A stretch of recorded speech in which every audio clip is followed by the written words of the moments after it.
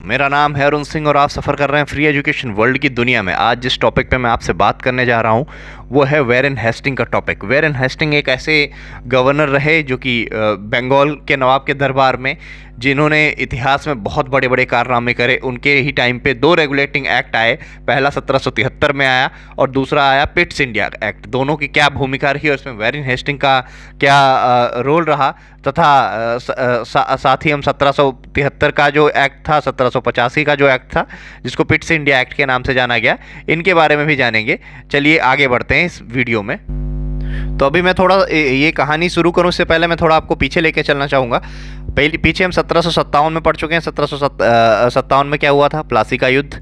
फिर आपका 1765 में क्या होता है? जो संधि साइन होती है, इलाहाबाद की ट्रीटी होती है।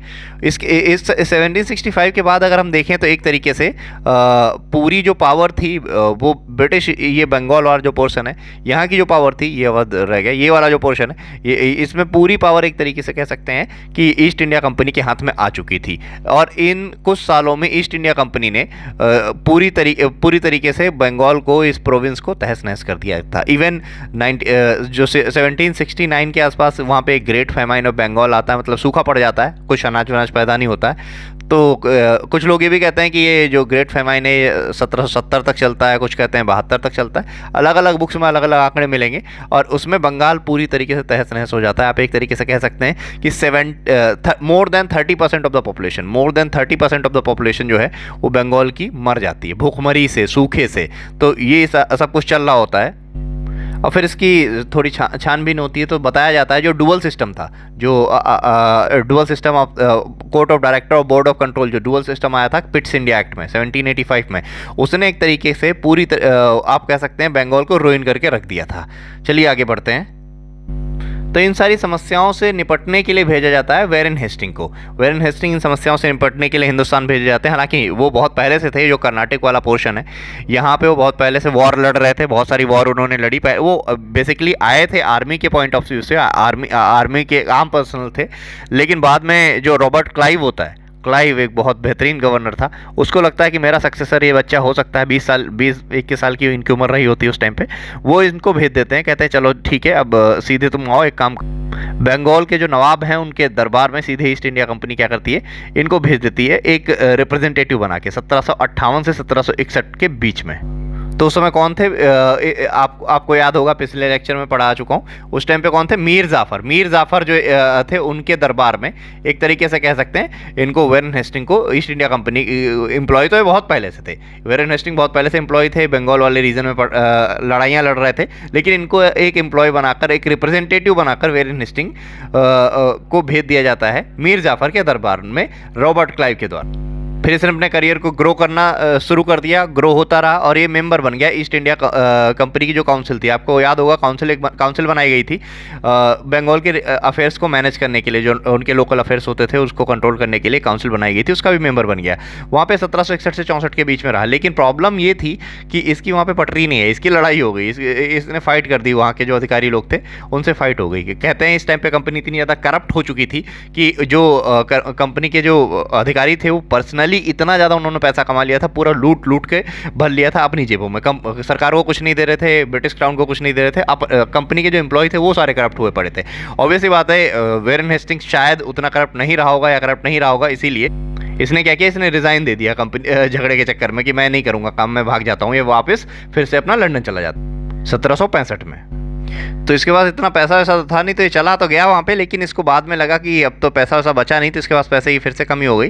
तो ये फिर से रिटर्न बैक मारता है, इंडिया में आता है जॉब के सिलसिले में। सोचता है कि कुछ एम्प्लॉयमेंट ढूंढूं, कुछ जॉब ढूंढने के चक्कर में ये इंडिया आ जाता है। अब यहाँ पे इसको फिर से क्या होता है, वहाँ पर तो जॉब मिल नहीं सकती थी बंगाल में, तो इसको सेकेंड इन कमांडेंट की पोस्ट मिलती है सीधे मद्रास में। वहाँ पर कोई अधिकारी नहीं था, तो इसको मद्रास में सेकेंड इन कमांडेंट बना दिया जाता है। वहाँ पर 1769 से 71 के तक रहता है। लेकिन फिर इसका प्रमोशन हो जाता है, प्रमोट हो जाता है और इसको सीधे गवर्नर ऑफ बंगाल बना दिया जाता है 1772 में। उस टाइम पे जब बंगाल आता है तब देखता है यहाँ पे तो बहुत ज़्यादा भूखमरी पड़ी हुई है, पूरा सूखा पड़ा हुआ है। 1771-72 जैसे मैंने आपको अभी पिछली स्लाइड में बताया कि बहुत ज़्यादा सूखा पड़ा हुआ था, 1/3 पॉपुलेशन मर चुकी थी। तो इसको लगता है यहाँ पे तो बहुत ज़्यादा करप्शन फैला हुआ है यार, इसको बहुत सही करना पड़ेगा, बहुत काम करना पड़ेगा मुझे यहाँ पे, इस करप्शन को कैसे ना कैसे खत्म करना पड़ेगा, यहाँ तो लोग मरे जा रहे हैं। अब इसी बीच क्या हो रहा था, रॉबर्ट क्लाइव जो था वो 1767 के अराउंड ऑलमोस्ट लौट गया था इंग्लैंड। अब वहाँ पे क्या हो रहा था, बैकग्राउंड स्टोरी भी जानना बहुत ज़रूरी है हमारे लिए कि इंग्लैंड में ये क्या करता है, बहुत ज़्यादा लेविश लाइफ जी रहा होता है। इंग्लैंड में बहुत ज़्यादा लेविश लाइफ जी रहा होता है। अब वहाँ 1772 में, क्योंकि सबको पता है कि उसे क्या बोलते हैं, इंडिया में जितने भी पॉलिटिशियन थे, जितने भी कंपनी के अधिकारी थे, इन्होंने बहुत कुछ लूटा होता है। तो वहाँ पार्लियामेंट में क्वेश्चन पुटअप होता है इससे, इसके बारे में कहते हैं इसने पार्लियामेंट में सीट खरीद ली थी, पैसा इतना खर्च कर दिया था, इतना अमीर आदमी उस टाइम का, बहुत रिच आदमी हो गया था, बहुत पैसे लूट के लेके गया था यहाँ से। तो 1772 में इसके खिलाफ एक इंक्वायरी बैठ जाती है। उसमें पाया जाता है कि ये उसे क्या बोलते हैं, करप्ट आदमी है, लेकिन ये जैसे तैसे बरी हो जाता है। इसमें सवाल जरूर उठते हैं। तो इवन ये तक कहते हैं कि रॉबर्ट क्लाइव कहता है कि मेरी इज्जत बख्श दो मेरी जो रिस्पेक्ट है उसको बख्श दो, मुझसे जितना पैसा चाहिए उतना पैसा ले लो। हालांकि होता है इसके साथ कुछ नहीं है, इसको बरी कर दिया जाता है। लेकिन गवर्नमेंट की नज़रों में एक चीज़ आ जाती है कि जो अभी तक चल रहा है, जो अभी तक ये चल रहा है इंडिया के अंदर, ये ऑब्वियस सी बात है, ये लोग बहुत करप्शन कर रहे हैं। इनको रेगुलेट करने के लिए कुछ तो करना पड़ेगा। इनको रेगुलेट करने के लिए अब ऐसे नहीं चल पाएगा, इनके ऊपर कमान कसनी पड़ेगी। तो उसी के चलते 1772 में प्लान होता है कि अब इनको रेगुलेट किया जाए। अब ये कमांड से बाहर जा चुके हैं, ये कंपनी जो है कमांड से बाहर जा चुकी है, अब इसको रेगुलेट करने के लिए कुछ तो करना पड़ेगा। तो इसके ही चलते 1773 में पहला एक्ट आता है, रेगुलेटिंग एक्ट। किसको रेगुलेट करने के लिए आ रहा है? कंपनी को। कंपनी कौन सी है? British east India company. East India company जो है उसको रेगुलेट करने के लिए एक एक्ट लाया जा रहा है। ठीक है, और क्यों लाया जा रहा है? क्योंकि वहाँ इतना ज़्यादा करप्शन बढ़ चुका है। वहाँ इंग्लैंड में पता चलता है कि रॉबर्ट क्लाइव ने बहुत सारा पैसा कमाया है, बहुत करप्शन करके आया है। तो इसके चलते इनको रेगुलेट करने की बात करी जा रही है। ठीक है, इतना समझ में आ गया? चलिए अब आगे बढ़। और एक चीज़ और, आप सोच रहे होंगे क्लाइव का क्या हुआ? क्लाइव का क्या हुआ, ये इतना ज़्यादा बदनाम हो चुका था तो इसने क्या किया, क्लाइव को इज्जत बहुत प्यारी थी, तो इसने क्या किया, 1774 में कहते हैं इसने सुसाइड कर लिया था। सुसाइड कर लिया इसने। ठीक है, ये इसने आत्महत्या कर ली। कुछ लोग ये भी कहते हैं कि ये बीमार था, इसने ये अफीम लेता था दर्द से बचने के लिए, लेकिन बेसिकली इसने सुसाइड कर लिया था। अब चलिए आते हैं 1773 के रेगुलेटिंग एक्ट पे। तो बेसिकली इंडिया में चल क्या रहा था 1773 के आसपास की अगर हम बात देखें तो इंडिया में बेसिकली चल क्या रहा था? इंडिया में चल रहा था, तीन पार्टियां हुआ करती थी। आप उसे क्या बोलते हैं, तीन इनकी बेसिकली प्रेसिडेंसी थी। एक तो कोलकाता, कैलकाटा जिसको ये लोग बोलते थे, दूसरी मद्रास, तीसरी थी आपकी बॉम्बे प्रेसिडेंसी। तो इसमें गवर्नर हुआ करता था। ठीक है, गवर्नर को हेड करने के, गवर्नर को हेल्प करने के लिए एक काउंसिल होती थी। हर एक प्रेसिडेंसी में काउंसिल थी। और ऐसे और इंग्लैंड के अंदर, ये इंडिया में चल रहा था, इंडिया में हर उसका एक गवर्नर होगा, एक काउंसिल होगी, और जो काउंसिल होगी वो एक तरीके से काउंसिल ऑफ मिनिस्टर जैसे आप होते हैं वैसे उसी तरीके से गवर्नर को हेल्प करने के लिए होती थी। और इंग्लैंड में क्या होता था, एक कोर्ट ऑफ डायरेक्टर होते थे, जैसे कंपनियों में बोर्ड ऑफ डायरेक्टर होते थे, कोर्ट ऑफ डायरेक्टर होते थे। कोर्ट ऑफ डायरेक्टर इंग्लैंड में बैठते थे, वो देखते थे। तो इसको कंट्रोल करने के लिए कि यार ये जो ईस्ट इंडिया कंपनी है, वहाँ की पार्लियामेंट को लगा, राजा को नहीं, पार्लियामेंट को लगा कि क्लाइव जैसे लोग कितना करप्शन करके आए हैं, इसका मतलब कंपनी बहुत ज़्यादा करप्शन कर रही है, और जितना एरिया हमारे पास नहीं है, मतलब इंग्लैंड से बंगाल बड़ा है जितना एरिया इंग्लैंड का है उससे ज़्यादा बड़ा बंगाल है, जो कौन गवर्न कर रहा है? एक कंपनी गवर्न कर रही है। ठीक है, तो इनको लगा कि यार ये तो बहुत गड़बड़ हो रहा है, अब हमें इस पर कंट्रोल करना चाहिए। तो इन्होंने ये इसलिए लेकर आए रेगुलेटिंग एक्ट, वहाँ की पार्लियामेंट लेकर आई। तो उन्होंने, ये पहला स्टेप था किसी भी कंपनी को कंट्रोल करने के लिए ब्रिटिश गवर्नमेंट के द्वारा। तो इन्होंने पहला काम जो किया, बोला ठीक है, अब तुम्हारे जितने भी अफेयर्स हैं, जितने भी मैटर्स हैं, वो सारे हम कंट्रोल करेंगे। और दूसरी चीज़, हम मानते हैं कि तुम एक पॉलिटिकल और एडमिनिस्ट्रेटिव फंक्शन भी हैंडल कर सकते हो। तुम इस कंपनी को रिकॉग्नाइज कर लिया गया कि ये पॉलिटिकल और एडमिनिस्ट्रेटिव मैटर्स में भी इंटरफेयर कर सकती है, क्योंकि अब ये केवल कंपनी नहीं है, ये रेगुलेट कर रही है, ये सरकार चला रही है एक तरीके से। तो ये उसे क्या बोलते हैं, एक पॉलिटिकल एंटिटी के रूप में भी कंपनी को स्वीकार कर लिया गया। किसके द्वारा? ब्रिटिश पार्लियामेंट के द्वारा। ब्रिटिश पार्लियामेंट ने स्वीकार लिया कि ये जो कंपनी है एक उसे क्या बोलते हैं, पॉलिटिकल एंड एडमिनिस्ट्रेटिव फंक्शंस भी लीड कर रही है, और इसको एक करने दिया जाएगा, लेकिन इस पर बहुत सारी अंकुश लगाए जाएंगे। तो क्या होता है भाई, ये एक तरीके से आप कह सकते हैं फाउंडेशन थी, ये एक तरीके से आप ये कह सकते हैं कि फाउंडेशन थी इंडिया के अंदर सेंट्रल एडमिनिस्ट्रेशन बिठाने की, एक तरीके से इंडिया को एडमिनिस्टर करने की फाउंडेशन रख देता है ये एक्ट। अब देखते हैं इसकी ज़रूरत क्यों पड़ी, इस एक्ट की आखिर क्या आवश्यकता थी, क्यों लाना पड़ा हमें ये एक्ट। तो इसकी ज़रूरत पड़ने का मेन जो कारण था, जो यहाँ पे डुअल सिस्टम चल रहा था, इसने एक तरीके से बर्बाद कर दिया था पूरी तरीके से बंगाल को। बंगाल में भूखमरी आ जाती है, सूखा पड़ जाता है 71-72 तक, तो बहुत बुरी हालत हो चुकी थी। और दूसरी तरफ देखते हैं कि ईस्ट इंडिया कंपनी बार बार जो है उसे क्या बोलते हैं, उधार मांगने चली जाती है इस कंपनी के पास पैसा नहीं है, और अधिकारी जो इसके रॉबर्ट क्लाइव टाइप के वो इतने अमीर होते जा रहे हैं। तो गवर्नमेंट को भी लगा यार ये चल क्या रहा है, ये खुद में तो बैंकरप्ट हो चुकी है। हाँ, ये हकीकत है, ये उस टाइम पे ईस्ट इंडिया कंपनी बैंकरप्ट हो चुकी थी। कंपनी के पास बिल्कुल पैसा नहीं था, लेकिन इसके अधिकारियों के पास बहुत ज़्यादा पैसा था। इनके 1.6 मिलियन पाउंड के बिल अनपेड थे, अनपेड बिल्स थे, और उसे क्या बोलते हैं 9 मिलियन पाउंड इनको और ज़्यादा ज़रूरत थी, और कह रहे थे हमें और चाहिए, और पैसे चाहिए। इनके पास पैसे की कमी नहीं थी, लेकिन इनके अधिकारियों के पास पैसे की कमी नहीं थी। कंपनी जो थी वो पैसे ही नहीं लौटा रही थी, डे बाय डे कर्ज मांगती जा रही थी। तो इस सब को देखते हुए लगा कि यार ये कंपनी कुछ ना कुछ गड़बड़ कर रही है, अब कुछ तो करना पड़ेगा, इसलिए इस रेगुलेटिंग एक्ट को लाने की जरूरत। तो होता क्या है, ये उसे क्या बोलते हैं, इनके पास असेट्स बचे थे 5 बिलियन से भी कम ईस्ट इंडिया कंपनी के पास, लेकिन ये हरकतें क्या कर रहे थे, रोज जा रहे थे किंग के पास, कहीं बैंकों के पास, कहीं कहते हैं हमें 4 मिलियन चाहिए, 3 मिलियन चाहिए, फिर लास्ट में कहते हैं 1 मिलियन पाउंड और चाहिए, राजा से मांगते। तो राजा को लगता है यार ये लोग सही नहीं कर रहे हैं कुछ ना कुछ गड़बड़ी है। तो पहली बार गवर्नमेंट की तरफ से एक बेल आउट मिलता है, मेगा बेल आउट मिलता है किसी बहुत बड़े कॉरपोरेशन को, एक कंपनी को। ये कह सकते हैं मॉडर्न हिस्ट्री में पहली बार हुआ था कि किसी कंपनी की को पैसा मिल रहा है और उसके बदले में सरकार कुछ मांग रही। सरकार कहती है ठीक है, हम तुम्हें गिरने से बचा लेंगे, तुम्हारे सारे असेट्स जो हैं फिर से सही कर देंगे, लेकिन उसके बदले में हमें एक एक्ट चाहिए होगा, एक रिस्पॉन्सिबिलिटी चाहिए होगी, जैसे आजकल आईएमएफ करता है या गवर्नमेंट बेसिकली करती है किसी भी कंपनी को बचाने के लिए। ये प्रोविजन आप सोच लीजिए, ब्रिटेन में तब स्टार्ट, ब्रिटेन ने तभी ये सोच लिया था कि कुछ ऐसा करते हैं, तो उसके चलते ही 1773 एक्ट को लाया गया। तो इसमें कुछ पॉइंट ऑफ व्यू रखे गए, कुछ प्रोविजंस रखे गए। जो इसके मेन प्रोविजंस थे वो थे जो कोर्ट ऑफ डायरेक्टर की पोस्ट थी। कोर्ट ऑफ डायरेक्टर की पोस्ट जो है 1 साल से 4 साल तक बढ़ा दी गई, लेकिन एक कंडीशन रखी गई, 1/4 जो डायरेक्टर हैं, एक चौथाई डायरेक्टर जो हैं वो हर साल रिटायर करे जाएंगे, वरना क्या होता था कई साल तक बैठे रहते थे, करप्ट करते रहते थे और ये एलिजिबल नहीं होंगे री इलेक्शन के। ये एक रूल रखा गया इनके सामने। और ईस्ट इंडिया कंपनी को अपने जो उनके पेपर्स थे मिलिट्री और रेवेन्यू से जुड़े हुए, वो चांसलर ऑफ द एक्सचेकर के सामने रिप्रेजेंट करने पड़े और उस डिपार्टमेंट में जमा करने पड़े, गवर्नमेंट ट्रेजरी डिपार्टमेंट में। चांसलर ऑफ एक्सचेकर एक पोस्ट होती है ब्रिटेन में, जिसको हम इंडिया में फाइनेंस मिनिस्टर कहते हैं, वहाँ आज भी चांसलर ऑफ एक्सचेकर कहा जाता है। तो फाइनेंस मिनिस्टर के समक्ष इनको अपने कागजात वगैरह रखने पड़े।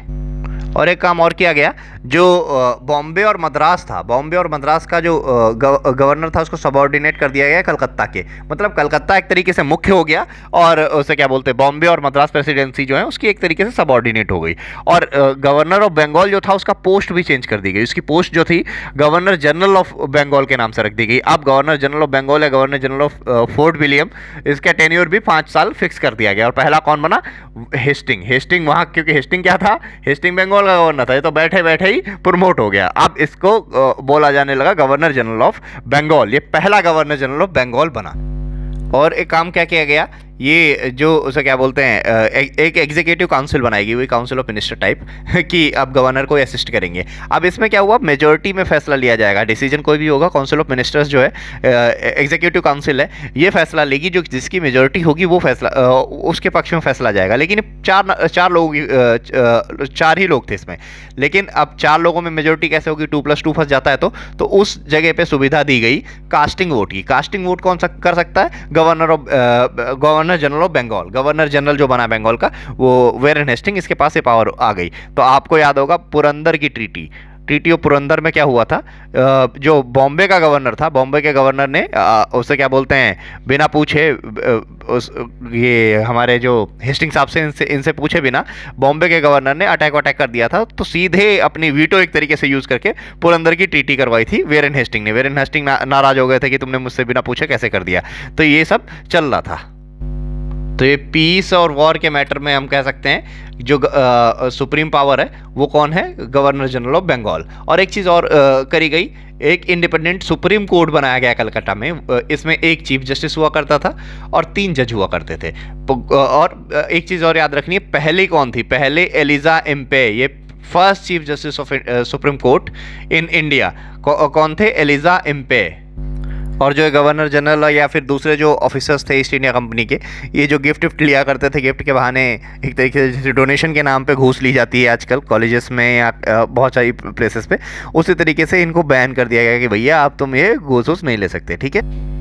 हालांकि गवर्नर जनरल को बहुत ज़्यादा परेशानी हुई थी, वेरेन हेस्टिंग को बहुत ज़्यादा परेशानी हुई थी इस रूल के तहत, क्योंकि हालांकि रूल लागू सब पे ही था, सब पे रूल लागू हुआ था कि कोई भी प्राइवेट ट्रेड बिल्कुल बंद कर दी गई थी और कोई भी गिफ्ट कैश आप नहीं लोगे किसी से भी, क्योंकि जो कंपनी के एम्प्लॉय थे वहाँ करप्शन का रीज़न क्या था, ये खुद भी अपना प्राइवेट बिजनेस कर रहे थे, खुद प्राइवेट ट्रेड कर रहे थे कंपनी के ट्रेड के साथ साथ। तो सारे जो अधिकारी थे वो सब कूदने लगे कि नहीं नहीं ये तो गलत है, ऐसे नहीं होगा, फिर हम काम कैसे करेंगे, हमारे पास हम बिल्कुल गरीब हो जाएंगे, हमारी सैलरी बढ़ाओ। तो बहुत ज़्यादा मुसीबतें झेलनी पड़ी, लेकिन including governor general of Bengal सब पे रूल लागू हुआ था, क्योंकि ये बहुत ज़्यादा जरूरी था करप्शन को ख़त्म करने के लिए, क्योंकि करप्ट कौन था, करप्ट अधिकारी ही थे, ऑफिसर्स ही करप्ट थे।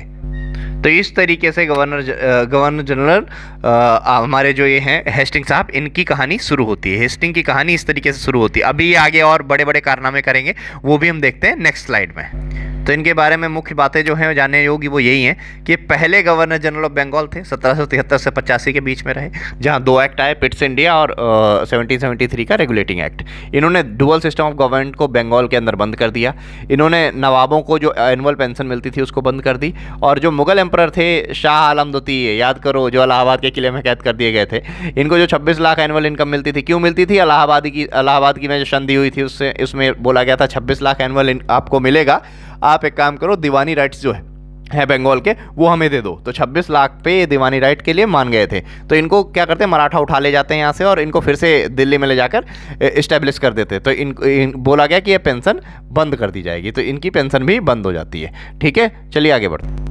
और वहाँ से इलाहाबाद से इनको ले जाने वाले कौन थे, महादजी सिंधिया। महादजी सिंधिया जो कि एक मराठा वॉरियर थे, और इसने एक बोर्ड ऑफ रेवेन्यू इस्टेब्लिश किया जो कि क्या करेगा, दीवानी वर्क जो है, टैक्स वसूलने का काम करेगा। इसने कलेक्टर और उसे क्या बोलते हैं, और रेवेन्यू ऑफिसर्स जो थे उनको अपॉइंट करने का काम किया। और इसने क्या किया, इसने लीज इतारदारी सिस्टम को चालू किया, लाइक लैंड को लीज पर देना, ये सब, उससे पैसे कमाना, इन सब कामों को इसने स्टार्ट किया। मतलब बिजनेस माइंडेड था, पैसे कमाने के बहुत सारे तरीके इसने ढूंढ। और जो इतारदारी सिस्टम एक तरीके से शुरुआत थी, जो आगे चल के अभी फिर से लेके आएगा, कॉर्नवालिस ने जो हरकतें करी थी वो यहीं से निकल के आया। इसकी एक तरीके से कह सकते हैं लैंड रिफॉर्म की शुरुआत यहीं से हो गई। सब 5-5 साल के लिए लैंड देता था लीज पे, और बोलता था, बोली लगवाता था, ऑक्शन होता था एक तरीके से, जो सबसे ज़्यादा पैसा देगा उसको दे दी जाएगी। अब इससे क्या हुआ कि कंपनी का झंझट हट गया, कंपनी को कोई टेंशन नहीं है, टैक्स आया ना आया, वो पहले से ही किराया अपना ले लेते थे ऑक्शन के थ्रू।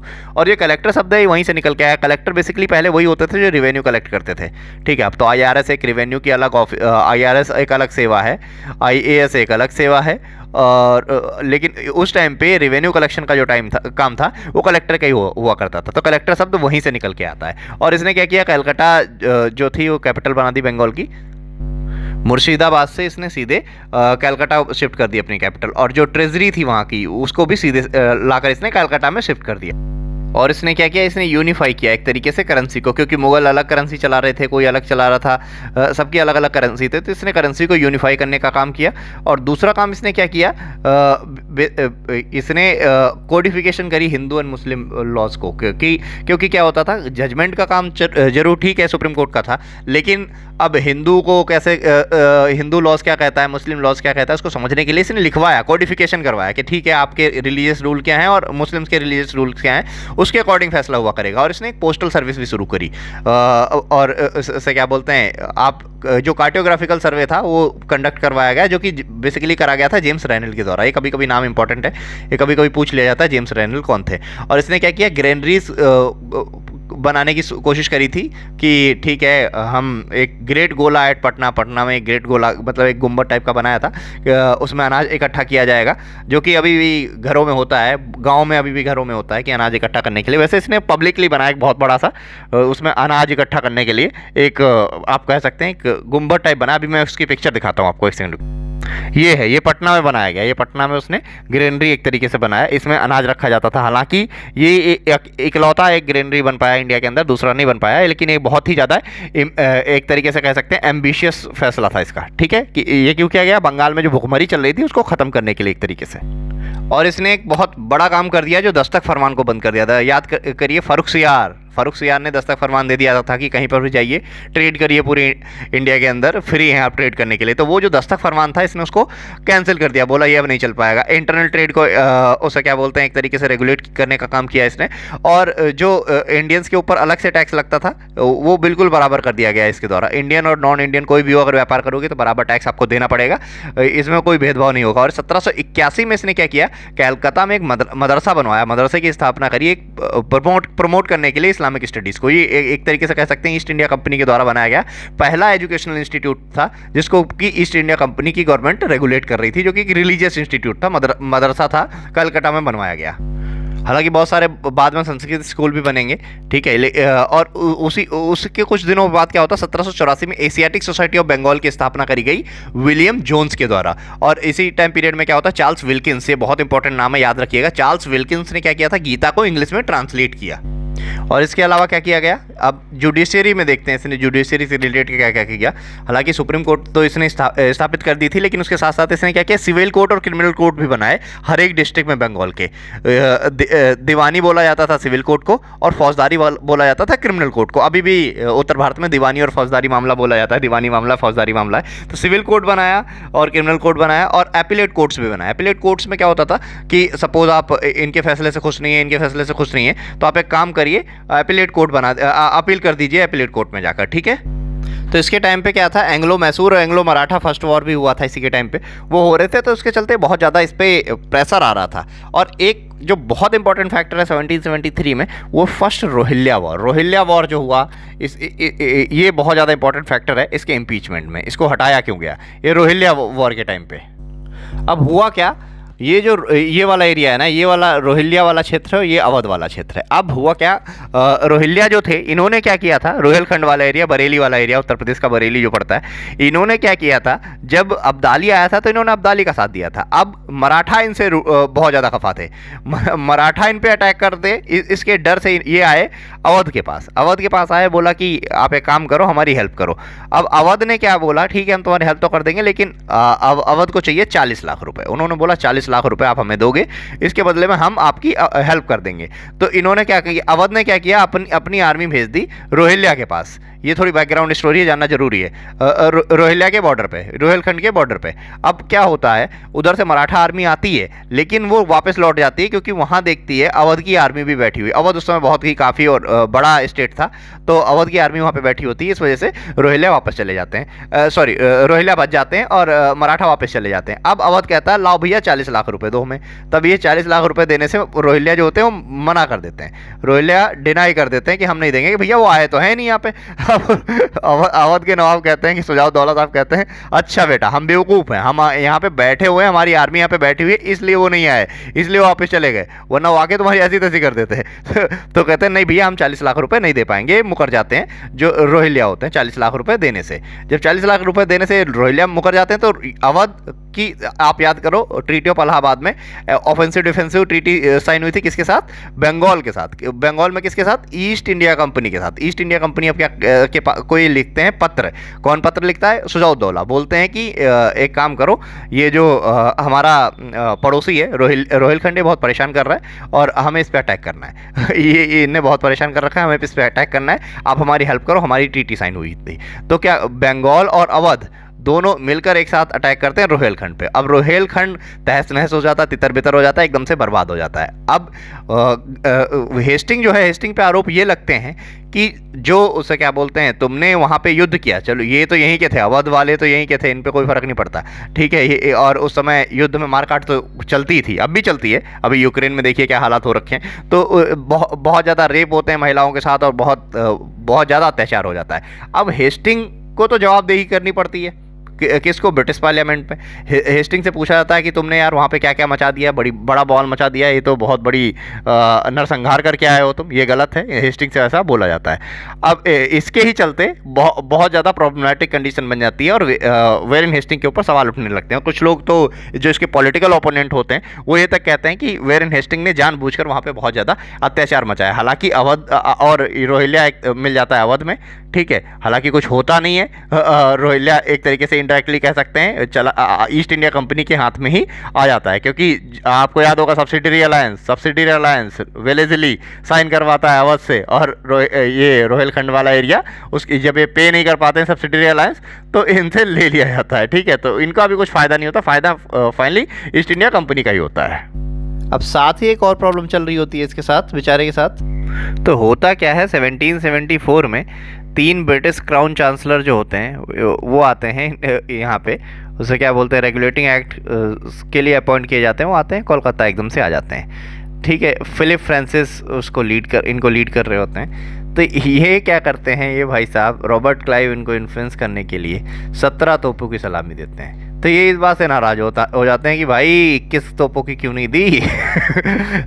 और दूसरी बात एक चीज़ और थी, फिलिप फ्रांसिस जो होते हैं वो क्वेश्चन करते हैं हेस्टिंग के ऊपर कि भाई ईस्ट इंडिया कंपनी की ट्रूप को तुम लीड कर रहे थे सुजाउद्दौला के साथ, तुम कोई इधर उधर के लुटेरे थोड़ी हो, अवध में जाके तोड़ फोड़ मचाया है, वहाँ पे लूट लाट आए। ये हम ब्रिटिशर्स हैं, हमारी एक गरिमा है, हम ऐसे लूट पूट नहीं करते, हम कोई लुटेरे नहीं हैं, ठीक है। तो ऐसा करके इनको डांट लगाई जाती है।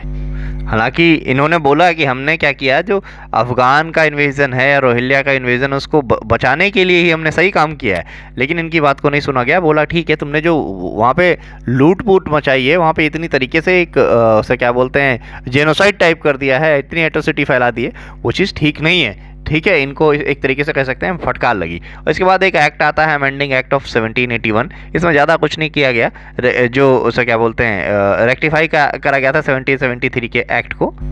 तो जो गवर्नर जनरल को था, इसको जुरिस्डिक्शन से, सुप्रीम कोर्ट जो था, जो इन्होंने खुद बनाया था, उसके जुरिस्डिक्शन से बाहर कर दिया जाता है। इसका बेसिक रीज़न ये था, गवर्नर जनरल बहुत ज़्यादा परेशान हो गया था। उसने बोला कि यार ये कोई सा भी छोटा मोटा अधिकारी आके बैठ जाता है, हमसे सवाल जवाब करता है। तो सुप्रीम कोर्ट के जुरिस्डिक्शन से खुद को बाहर करवाया। रेवेन्यू मैटर में बोला कि ये सुप्रीम कोर्ट कौन होती है बोलने वाली, इसका पूरा अधिकार हमें देना चाहिए। और बेसिकली एक तरीके से कह सकते हैं जो ब्रिटिशर्स होंगे उन पर कोई केस वेस नहीं चलेगा सुप्रीम कोर्ट में, ठीक है। जो यहाँ के जो नेटिव्स थे उन पर केस चलेगा, लेकिन वो हिंदू और मुस्लिम लॉ के अनुसार चलेगा। तो एक तरीके से कह सकते हैं आप जो वेरेन हेस्टिंग है, जो गवर्नर जनरल है, वो थोड़ा सा ताकतवर होता जा रहा है, उसको ज़्यादा पावर मिलती जा रही है। और एक चीज़ और हुई, जो प्रोविंशियल कोर्ट थी, ठीक है, प्रोविंशियल कोर्ट में अपील करने वाला सीन था, वो अब नहीं, वो सीधे वहाँ नहीं आएंगे, अब वो उसके बाद सीधे सुप्रीम कोर्ट नहीं जाएंगे, वो गवर्नर जनरल की काउंसिल में आएंगे, हम फैसला सुनाएंगे क्या चल रहा है। थोड़ा बहुत राजा वाली फीलिंग देने लगे ये भी, ठीक है। तो आप एक तरीके से कह सकते हैं कि जो गवर्नर जनरल की पोस्ट थी उसको थोड़ा सा इस काउंसिल ने थोड़ा सा प्रमोट किया, थोड़ी सी ज़्यादा पावर दी। तो गवर्नर जनरल काउंसिल की तरीके से एम्पावर कर दिया गया। काउंसिल का मतलब जब वो काउंसिल में बैठ के कानून बनाएगा तो गवर्नर जनरल काउंसिल कहा जाएगा। जैसे राज्यसभा के चेयरमैन, ठीक है, वैसे वो चेयरमैन है, वैसे वो उपराष्ट्रपति भी हैं। तो उसी तरीके से इनको भी कर दिया गया, जब कानून बनाने के लिए बैठेंगे तो गवर्नर जनरल काउंसिल बोला जाएगा, अन्यथा इनको गवर्नर जनरल ऑफ बंगाल बोला जाएगा। तो अगला जो कानून आता है वो आता है पिट्स इंडिया एक्ट। आपका पिट्स इंडिया एक्ट का नाम पिट्स इंडिया एक्ट इसलिए रखा गया क्योंकि जो उस टाइम पे प्राइम मिनिस्टर थे वो विलियम पिट द जूनियर थे, इनके ही नाम पे रखा गया पिट्स इंडिया एक्ट। ये स्पेशली क्या करते हैं, बोर्ड ऑफ कंट्रोल नाम की एक बॉडी बनाते हैं 6 मेंबर की, क्राउन के द्वारा डायरेक्ट अपॉइंट करी जाएगी, जिसमें 6 मेंबर होंगे और इसको डायरेक्ट ब्रिटिश क्राउन अपॉइंट करेगा। ये क्योंकि इनको लग रहा था जो कोर्ट ऑफ डायरेक्टर है वो अच्छे से काम कर नहीं रहे हैं, तो इसलिए हमें एक और बॉडी की आवश्यकता है जो कि उसे क्या बोलते हैं, जानी जाएगी बोर्ड ऑफ कंट्रोल नाम से। और इसके साथ ही साथ इन्होंने क्या किया कि काम जो थे वो भी डिफाइन कर दिए। कोर्ट ऑफ डायरेक्टर का जो काम था केवल कॉमर्शियल फंक्शंस का रह गया, और बोर्ड ऑफ कंट्रोल का के हाथ में बेसिकली पॉलिटिकल अफेयर दे दिए गए ब्रिटिश क्राउन को, जो डायरेक्ट रिपोर्ट करें। तो कह सकते हैं इसने एक तरीके से फिर से एक डबल सिस्टम ऑफ गवर्नमेंट स्थापित कर दिया। पिट्स इंडिया एक्ट ने एक डबल सिस्टम ऑफ गवर्नमेंट स्थापित कर दिया था। और साथ ही साथ तो एक से तो छुटकारा मिला था, डबल सिस्टम जो गवर्नमेंट बंगाल में चल रहा था, लेकिन जो कंपनी थी उसके अंदर क्या था, डबल सिस्टम स्टार्ट हो जाती। कंपनी के अंदर डबल सिस्टम, सॉरी गवर्नमेंट के अंदर डबल सिस्टम स्टार्ट हो जाता है। तो जो कोर्ट ऑफ डायरेक्टर थे इनसे बोला गया तो अपना काम हम करो, काम धंधे पे ध्यान दो, जो लड़ाई धड़ाई करते रहते हो, इधर उधर संधिया करते रहते हो, ये काम अब दो हमें। तो बोर्ड ऑफ डायरेक्टर जो होगा, बोर्ड ऑफ कंट्रोल जो होगा, वो एक तरीके से पॉलिटिकल अफेयर जो है, पॉलिटिकल मैटर्स हैं, उनमें हेल्प करेगा कंपनी की। और क्या होता है, ईस्ट इंडिया कंपनी अब जितनी भी टेरिटरी लेगी, कब्जे में लेगी, वो ब्रिटिश पोजीशन कहलाएंगी, ब्रिटिश पोजीशन के नाम से जाना जाएगा। देखिए आप एक तरीके से कंट्रोल करती जा रही है ब्रिटिश गवर्नमेंट। और जो गवर्नर जनरल की काउंसिल थी जो कलकत्ता में हुआ करती थी, उसमें संख्या जो है 4 से 3 कर दी गई। 4 से 3 क्यों करी गई? क्योंकि जो ये था वेरेन हेस्टिंग, ये बहुत परेशान हो गया था कि यार बार बार 2+2 का सीन चल रहा है, मैं बार बार वोट कहाँ तक करूँ, ये लोग आपस में क्यों नहीं सुलझा सकते। तो उसको एक घटा दिया गया, 3 कर दिया गया कि लो अब आपस में ही सुलझाओ। और क्या कर दिया गया, बोला गया कि अब सारी जो रिक्रूटमेंट होगी वो इंडिया से होंगी, अब कहाँ तक ब्रिटेन से रिक्रूट करके फिर इनको यहाँ पे भेजेंगे, सारा बवाल छोड़ो, ठीक है।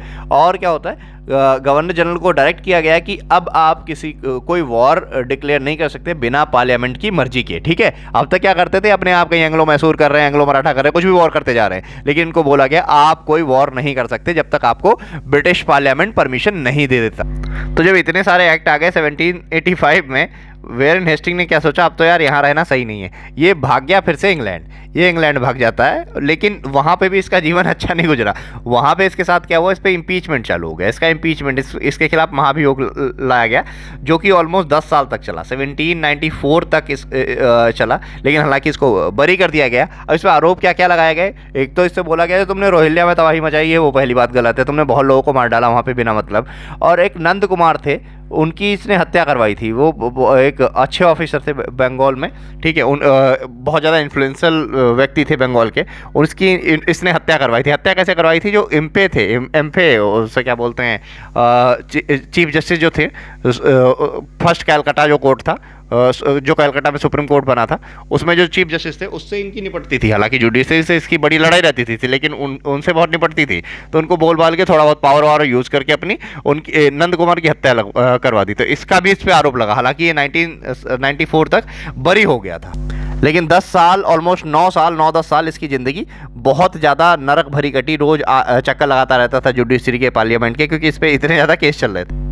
अगला इसने क्या ब्लंडर किया था, जो चैत सिंह राजा थे बनारस के, उनसे इसका कुछ रफड़ा था। कुछ 5 लाख रुपए वो हर साल इसको देते थे, लेकिन 1-2 बार नहीं दिए तो इसने और ज़्यादा पेनल्टी लगा दी, तो वो डर के मारे भाग गए। तो उनसे एक गलत तरीके का बिहेवियर किया गया, इस पर भी एक आरोप ऐसा लगता है। और एक आरोप लगता है प्रेशर बनाया इसने बेगम ऑफ अवध पे। अवध की जो बेगम थी, सुजाउद्दौला का जो बेटा था, उसकी जो उसे क्या बोलते हैं, उसके पास ज़्यादा प्रॉपर्टी नहीं मिली थी, तो उसने अपने जो मम्मी थी और दादी थी उन पे ही प्रेशर डालना शुरू कर दिया था। तो इसके चलते ये मदद मांगता है, उसे क्या बोलते हैं, उसे क्या, ये ब्रिटिशर्स थे, ब्रिटिशर्स से जब मदद मांगता है तो वेरेन हेस्टिंग कहता है ठीक है हम तुम्हारी हेल्प करेंगे। और वेरेन हेस्टिंग सब्सिडरी अलायंस में क्या हुआ था, सब्सिडरी अलायंस में हुआ था, उसे क्या बोलते हैं, ऑफेंसिव डिफेंसिव जो ट्रीटी थी वो एक्सटर्नल मैटर की थी, ठीक है। यहाँ इंटरनल मैटर चल रहा है नवाब की फैमिली का, इसने वहाँ पे भी इंटरफेयर किया और अपनी ही जो बेगम थी हैं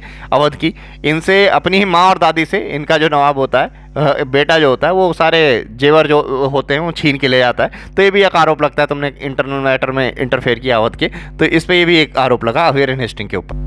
तो बेसिकली इस पे यही 3-4 आरोप लगे। चैत सिंह वाला आरोप लगा इसके ऊपर, लखनऊ की जो बेगम थी अवध की, उनका वाला आरोप लगा इसके ऊपर, और इसने जो नंद कुमार की हत्या करवा दी वो इसके ऊपर आरोप लगा। तो ऐसे 3-4 आरोप इसके ऊपर लगाए गए, और हालांकि 1795 तक आते आते बरी कर दिया गया, लेकिन ये बहुत ज़्यादा फेमस हो गया, इसके केस, ये भी एक तरीके से बहुत बदनाम हो गया था। इसने आत्महत्या तो नहीं करी क्लाइव की तरीके से, लेकिन ये सबकी नज़रों में आ गया कि ये कितना करप्ट था। अब चलिए अगली स्लाइड में देखते हैं कि इसके होने से क्या फ़ायदे थे,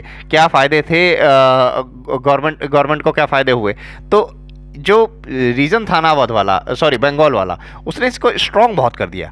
ठीक है। और लेकिन इस पे जो आरोप लगे कि तुमने मराठाओं से लड़ाई करी, निज़ाम से लड़ाई करी, कर्नाटिक लड़ाई करी, बेवजह लड़ाई करी, इतनी ज़रूरत नहीं थी। कहीं लड़ाइयों को हार जाते तो क्या होता। हालांकि ये सच है कि मराठा बहुत पावरफुल थे उस टाइम पे। अगर ये लड़ाइयाँ हार जाते तो हो सकता है इनका अस्तित्व तो यहाँ से ख़त्म हो जाता। लेकिन किस्मत की बात है, जीत गया, बहुत सारी लड़ाइयाँ वो जीता।